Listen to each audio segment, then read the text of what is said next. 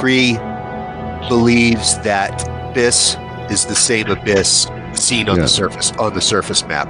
That abyss is the same abyss above ground map. That's why we decided to go up on the complex, on the maze. And then double back, basically, to try to get back into the pass. Yeah. Mm-hmm. We're 600 feet from the surface, you last were able to figure out. We went up about 1,800 feet.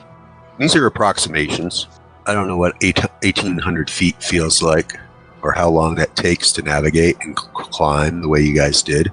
Well, I think considering Toth's in full armor, it probably did take time. So what are you going to do? What are you guys going to do? We need to try and get ourselves onto the actual map that we got given in the first place, trying to work out where we are currently. Where are we at the moment? We haven't found that particular section of the map that we got given, have we? No, we didn't get that. And was there like a mirror at the beginning of this current complex we're in that presumably we could go back to? Yeah, but we've got to climb all the way back down the Infinity Cube. I see. Okay. There was no mirror in the circular room that you arrived with, where the motherfucker is. Oh, right. Okay. Sorry about that, but that is there's no return mirror there. Okay. I think we were over here. Let's just, these are passages, right? These are like places. Yeah, they continue. Do the old, hunt and peck. Let's do the old, hey, let's go down this way. And then, something happens and then we go the other way. That's where I'm at. I will skulk along. Do some skulking. Glove on. You can tell that each one of the passageways leading off goes 20 feet and then opens into a room. Much similar to the way you came in. This part is constructed differently than the rest. All the walls are made up of layers of actual ruins. Oh yeah, they're like runes, like markings. They're actual physical ruins, making a letter A and making a letter B, making a letter C, and writing a sentence, and then putting another one on top of it, and then another one on top of it. It's layered writing made out of iron ruins, and you can only see the top surface clearly, and then you have to look sideways until, when you're down to the third or fourth layer, you can't even see what it says at all. We can't read them. So No. I would go north. That would be my guess, my bet. Yeah, we might as well start going north. We can always come back and do the east and try the south. And Randall, did you try to read this language through whatever that monocle was from? All of Lumen's possessions are in the bottom of that crypt. So anything that I had back then is gone. It's too bad, I know. Mm-hmm. I wanted to go back down there, but I think Toth was a little frightened because he got hurt there. Yeah, everything's trade-off, man. We get the great new job, but it's in the city and you commute for 2 hours. It's a 30 by 30 room. And the ruin in the walls are 10 layers deep. That's all you see in that room. Okay, so it's just a dead-end 30 by 30 room. Well, I say let's go over to that east. Lumen's just going to be like, I think that something is to the west, to the east. And then he's just going to sort of walk into the east area, with his staff, looking like he knows what he's doing. Toth's going to have a wander around the walls, tapping on it with the little pick and the hammer and seeing what happens. Nothing. Passageway east is layers of ruins again, and it opens into this room. Is only 20 feet east to west, but it's 50 feet north to south. The ruin walls in this room are 6 layers deep. Well, let's make note. And what's the marching order? Who's the first one? I walked in like a fool, but okay. Count me in. I was going to say, if everyone's wandered off without me, then I'm clearly at the back. I can have you spread out between the north room, the middle room, and then the west room, like you're all strung out. So you might be skulking near the back if Lumen was walking in this direction. I'm probably heartbroken, still poking at the pool. Are you poking in the pool? Are you gems and grabbing gems? Kree? Are you going to try to grab more gems? You didn't come out with a gem the first time. Yeah, probably when Lumen wanders into one of the other rooms. Okay, roll a 20-sided die. What do you want me to roll? Seriously, this is how we're playing it? Toss in one room. We gotta get together on this one. I just wandered into another, and Kree is digging in the pool. All right, good. Don't worry. I was skulking behind you. And got my glove of invisibility on. Kree, what'd you roll? Sounds a little like first level to me. I rolled 5. a glowing butterfly comes out of the pool. What you thought you were grabbing wriggles in your hand and you release it. So you come up empty without a gem, but a glowing butterfly floats about. Fly away before Lumen kills you. And it's just flying around the room. It's yellow and purple. It's rather large. Lumen, you are attacked by 3 of them. 3 D8s? I only have 2. Well, give me the roll. Tell me the individual numbers. Okay. I guess I got a 4 and a 2 and a 4. It is quadruped close to the ground that looks made out of wood as if it was the lumpy roots of a tree. And its branches are really pointy that stick out of it without any leaves. Roll a d6, Lumen. You're surprised on a 1 or a 2.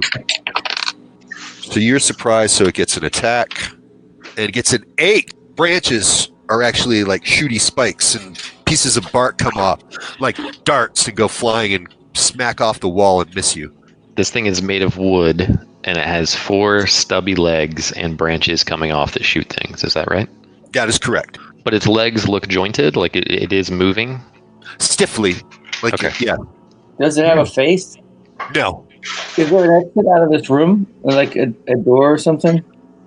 Straight across the other side. Oh, straight across the other side. So on the east wall in the middle, opposite the way you came in, it continues another 20 feet. This thing came at me or it flew missiles at me?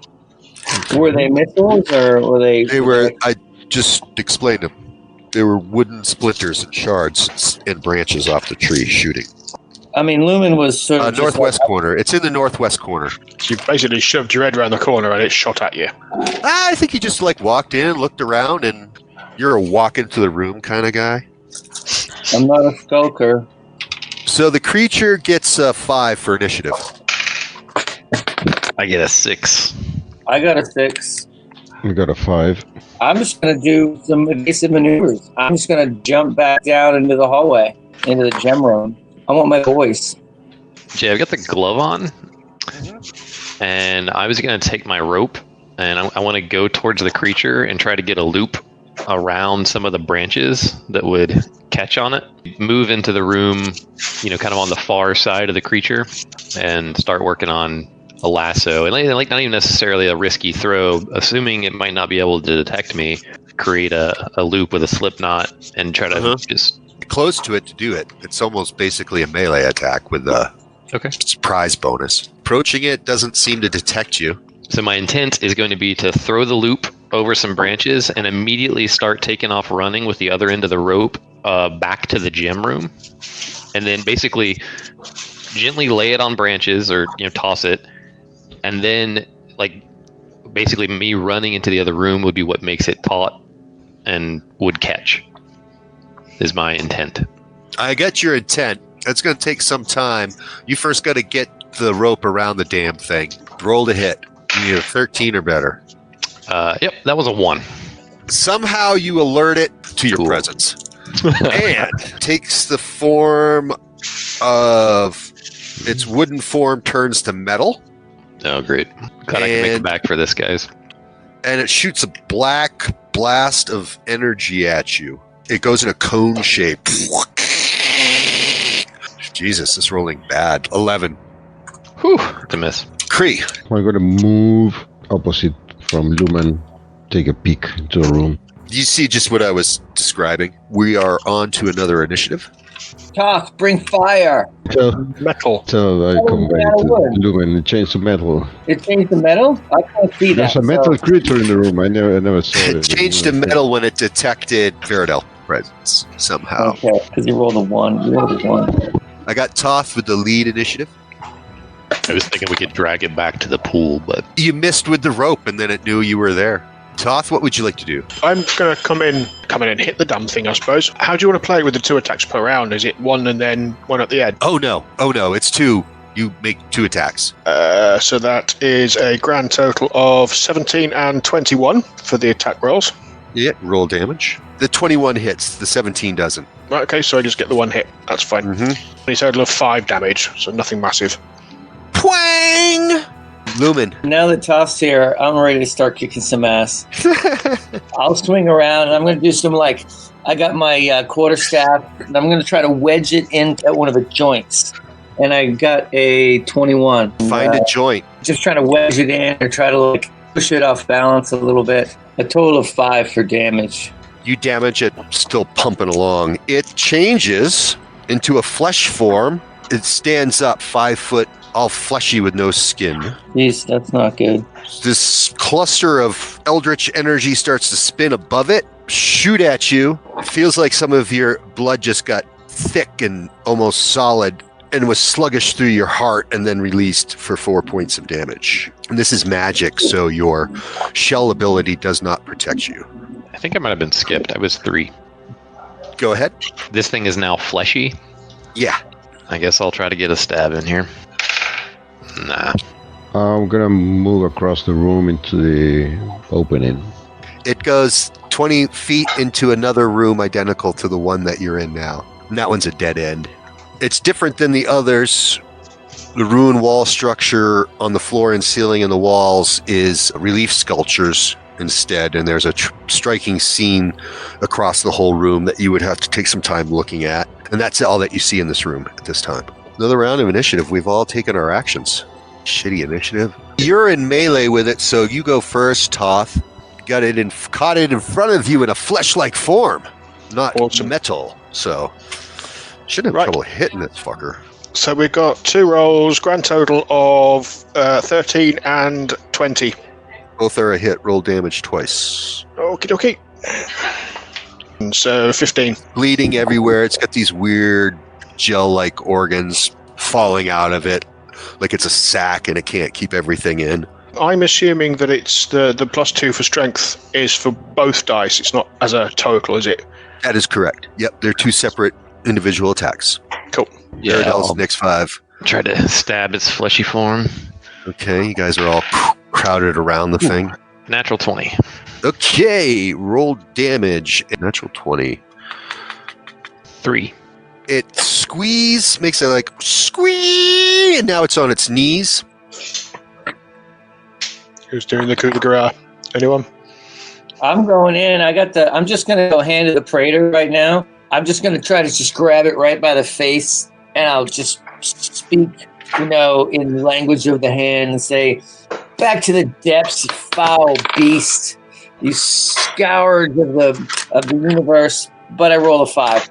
When you try to put 2 magnets together and they force off each other,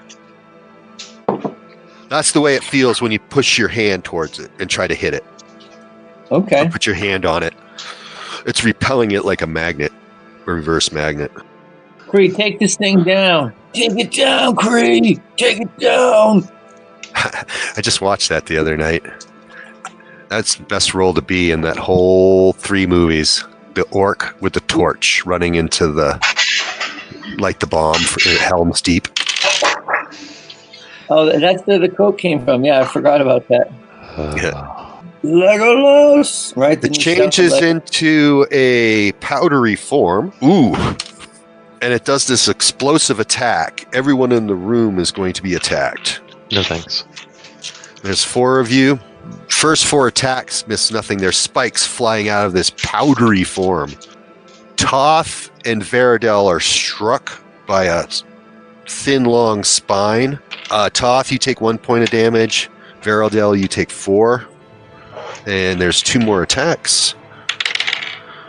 One of them hits an armor class of 20, so there's 4 of you. Lumen, you are struck for 4 points of damage. So this is a physical attack, so it's only 2 because of your shell. Oh, yeah, I forgot about that. And now we roll initiative again. As this thing is seems to dissolute. It's barely hanging on by a thread. Little electrical arcs are popping in between the powder.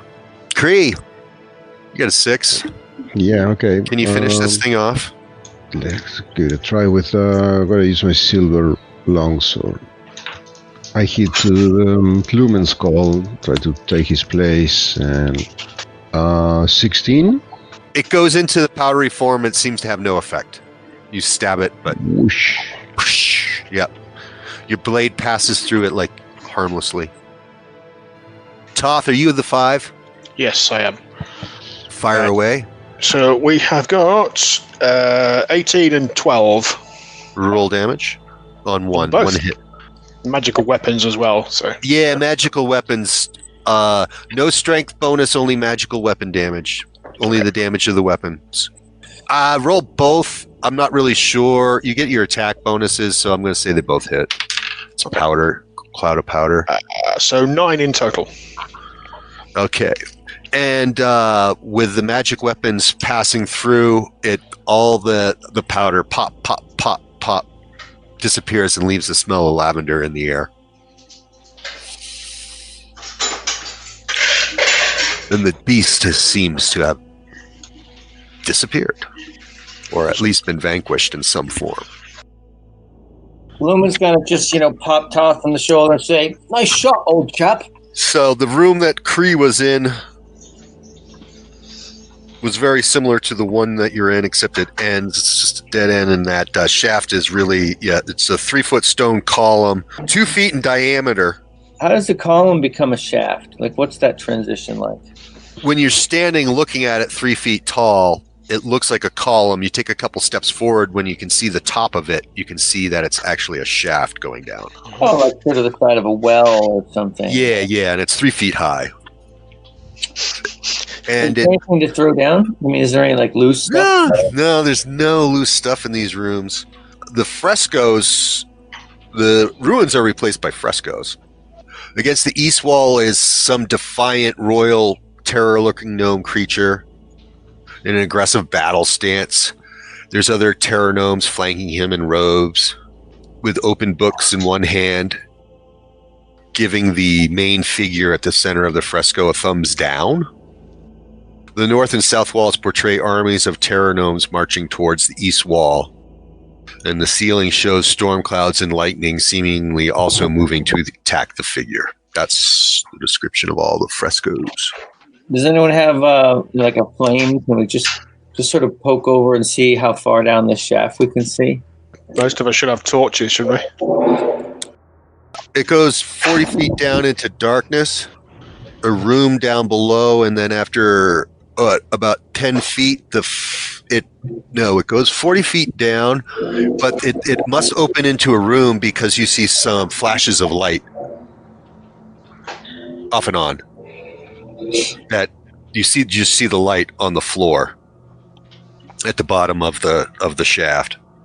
We didn't pass anything else before this, did we? Coming up from the cube, we didn't see any other exit points. I mean, there might have been some further along, obviously. The room behind the altar had stairs going into a cavern that you could hear a lot of water. And you turn, and then you follow this direction. But yes. Well, noble gentlemen, I recommend we check out the south of the gem pool and just see what our options are. I don't like the looks of this. It's another dead end. It's similar to the room to the north. It's 30 by 30. The walls in the chamber are several layers deep. Otherwise, it's rather empty. What do you think, Veridel? You're a man of taste and distinction. He said that he's been exposed to this module before, so he's not going to be making too many of those type of decisions. All right, what do you think, Creed? You're a man of taste and distinction. Sorry about that. That just seems fair. I say we go through the stairs and check where it leads. I believe it's the path that we're looking for. So no one's liking the shaft down to where every once in a while you see a puff of light, a burst of orange and yellow light. Got it. Only lights. We don't hear any sounds coming from below. Yeah. When the light is followed by crackling sound of fire. like I hitting would not go. water and moist, and you can, Moist. so when it does that, there's a bit of steam, maybe, like it's some Mhm. moisture on the walls had just gotten heated up quickly. I wouldn't go into the mines unless I had no other choice.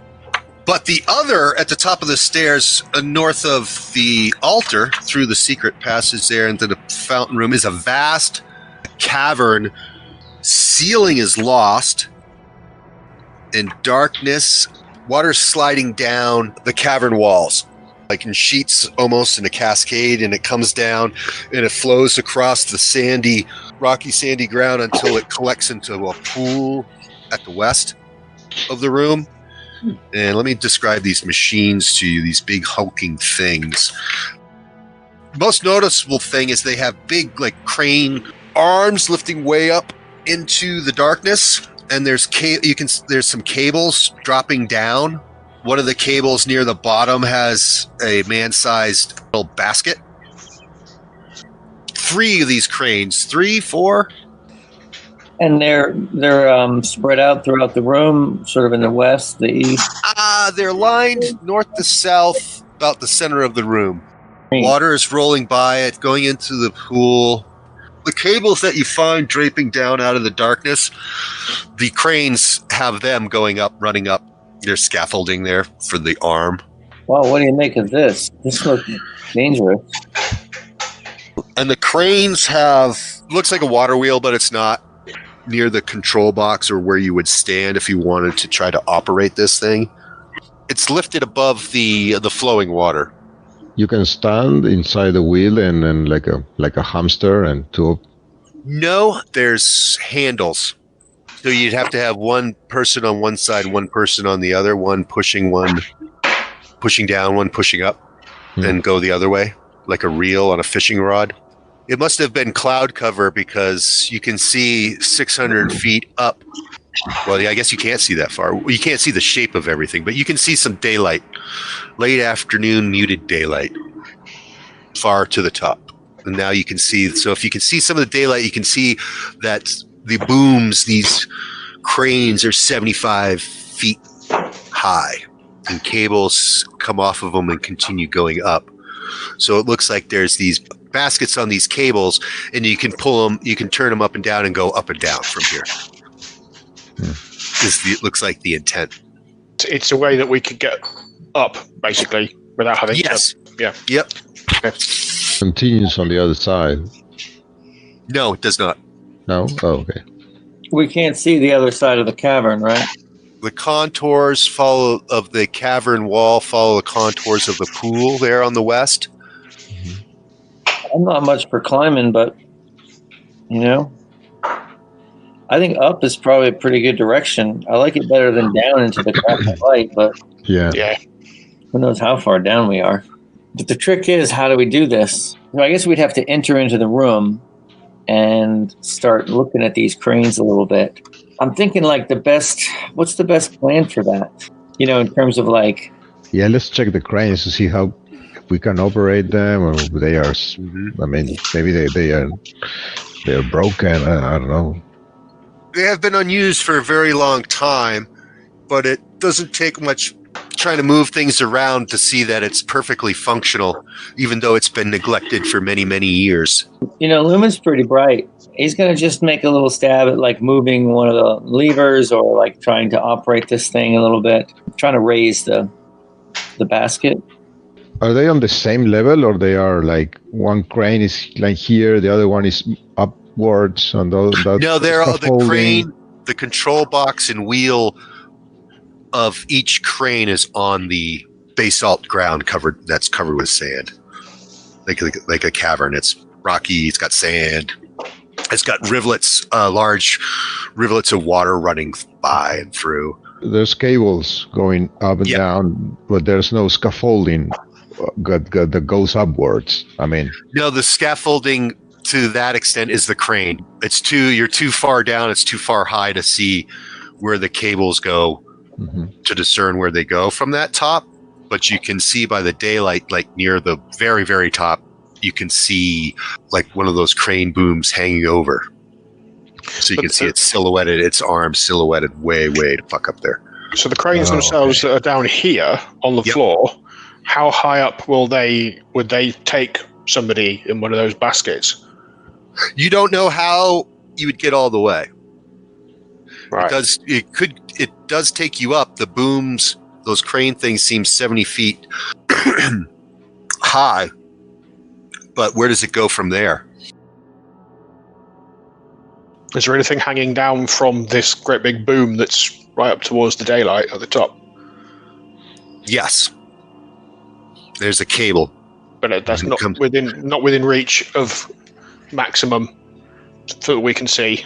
You just don't know where the cable trails off to. You can see that the cable comes off of it, but there's so much distance between you and that backlit boom that you can't tell where the cable goes. It just gets lost. So maybe if we find the one that is going to get us nearest to the cable coming down from the ground level, and let's get somebody up to the highest extent that we can take it, and then see where we are from there. Yeah, somebody with some good climbing dexterity, I would recommend. Well, funny enough, I was thinking either Kree or Varadel, but these things are easily climbed by the thief class. Yeah, no roll needed. Yeah, it's just getting the boom arm up to the right position, because it's got a basket and everything on the bottom, hasn't it? If we sort of get somebody in the basket, bring it up. And then along Toss line of thinking, you can move the crane on a base that they can turn, looks like they have 360 degrees of movement. So we'll choose the best option of the, whatever crane looks most promising, right? Mm-hmm. See how close we can get to the other boom that's hanging down and any cables and stuff. Because I know it goes like 70 feet up, but it's going to be more than 70 feet to the top, isn't it? So it's going to be a lot more, yeah. Yeah. But if we can reach that, the one that's hanging, I can climb all the way up and operate the crane that's on top and lower it to where you are. That's what I was thinking, yeah. Okay, let's do it. When you climb up to the end of the neck of the crane, there is a cable that comes from above that goes through the same sprocket. So there's two, one for one cable from down that goes down, and that cable comes down and goes up. Mm-hmm. So there's a cable junction there. You can also see that the cavern gives way and starts receding to the east, like it's sloped. And you're starting to see the squares of the metal structure to the west. You came through, at some point you've come through the basalt, and now you're in those crazy structures. Like those cubes are somewhere around the pool? Up high, very high. It transitions from the basalt. You are actually must be out of it. The structures begin again. And you can see that there's also, while your eyes are getting accustomed to the gloom around this area, that there is other smaller cranes. So you can see at least one of them. And it has a basket and it goes up. Okay. If I reach that junction of cables and climb up, will they reach another crane that's on top? Eventually, it goes all the way up the rest of the distance. So that's like 600, 700 feet. You can see that now there's more cables crisscrossed the structure of the cubes. So you've transitioned into, from what, like I say, a round natural cave. As you climb up, you're out of it, and now it's the straight rusted structures and girders of those cubes. But you can see the opening above you. Mhm. But you have to start climbing on the structure to reach the opening. Yep. Or crank some of the wheels on the cranes that are there. When you get up that high, they would cross over. Basically, you would have to have the boom arm crane get turned 90 degrees to the west. And reach the structure, and then I can reach the other. Yeah. And from there, I can operate to lower it down so they can climb on the basket. No, you got to operate from down below. You don't have any crank where you're at. There's a crank on the crane sitting on the giga structure that's level with you. Okay, I shout at them to kind of turn it so I can reach the cube structure. And it has that big metal hand crank with a bunch of spokes that hang off it, so you can. And you find that they move really easy. It wouldn't even be necessary to have two people on it. Probably caused more of a problem than it helped. But well, Lumen will make some of the adjustments based on his understanding of what Kree is talking about. Okay, the cranes have never run finer. What do you think the best play for getting us up there if we choose to do that?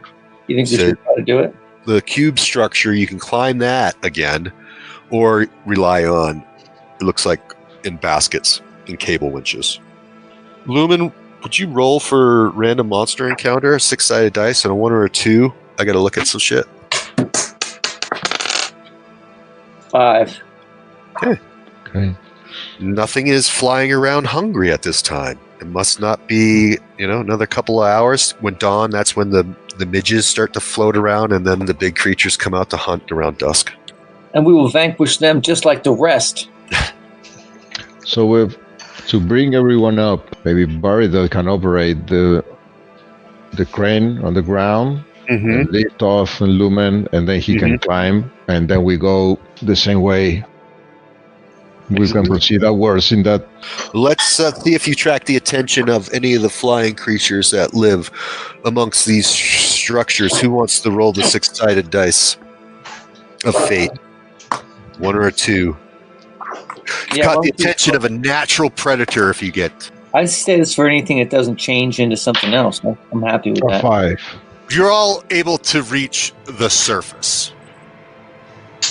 You're on top of the surface, and you can see the Bass of Zaxard to the east, maybe, say, 6 football fields away. Is that proper football fields or your football fields? It's 100 yards each. I don't know what your football field's lengths are. Like the blocks? Yeah, you've reached the surface.